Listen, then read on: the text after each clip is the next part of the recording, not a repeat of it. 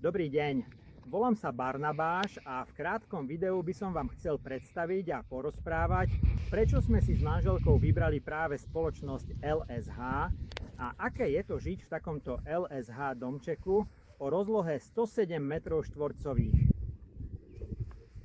Prakticky od prvého momentu sme cítili, že stavať vedia, chcú a majú o to záujem. A pri každom jednom procese sa nás snažili viesť za ruku. V podstate nám vypracovali taký finančný plán, ktorý potom po celý čas dodržali. Bolo sympatické, že sme si mohli pozrieť vzorový dom, ktorý sa práve staval. A videli sme tam procesy bod po bode a tiež sme mohli ísť do ich závodu a pozrieť si už hotové a vyrobené prvky, prakticky zabalené.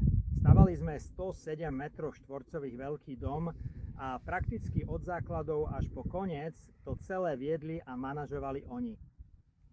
Projektovanie sme im tak povediac zverili tak na poli. Odporúčili nám projektanta, s ktorým sa nám naozaj skvele spolupracovalo. Poďte, medzi tým vám ukážem aj vnútorné priestory. Prakticky všetky diely vyrobili dopredu vo výrobnom závode a od prvého výkopu základov, ktorý prebehol v novembri 2023, sme v júli 2024 dom aj prevzali do užívania. Na akýkoľvek vzniknutý problém vedeli okamžite reagovať a ak sa vyskytli ťažkosti, bolo sympatické, že boli vždy k dispozícii, či už e-mailom alebo telefonicky. Moja manželka a ja sme sa im vždy dovolali.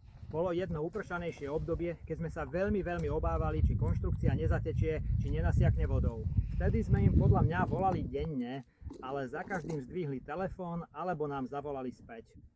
Ak sme sa zasekli vo financiách či administratíve, prakticky aj vtedy sa na nich dalo spoľahnúť. Poďte medzi tým ďalej, ukážem vám tie vnútorné priestory. Ako som spomínal, stavali sme na 107 m². V podstate naše mesačné náklady, keďže využívame iba elektrinu aj s vykurovaním a všetkým ostatným, sa pohybujú okolo 100 eur mesačne.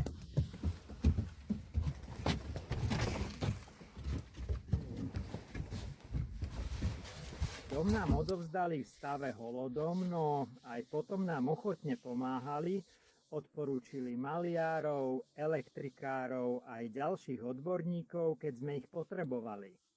No už myslím si, že sa na nich dalo vždy a za každých okolností spoľahnúť. Finančne to bolo predvídateľné. Fakturácia a platba prebiehali po dokončení jednotlivých fáz prác. Takže si myslím, že ak by sme stavali ešte raz, určite by sme si znova vybrali LSH. Ďakujem veľmi pekne, že ste si ma vypočuli a že som vám umožnil, že ste mohli nahliadnúť do nášho hotového domu. Tak stávajte aj vy z LSH. Dovidenia.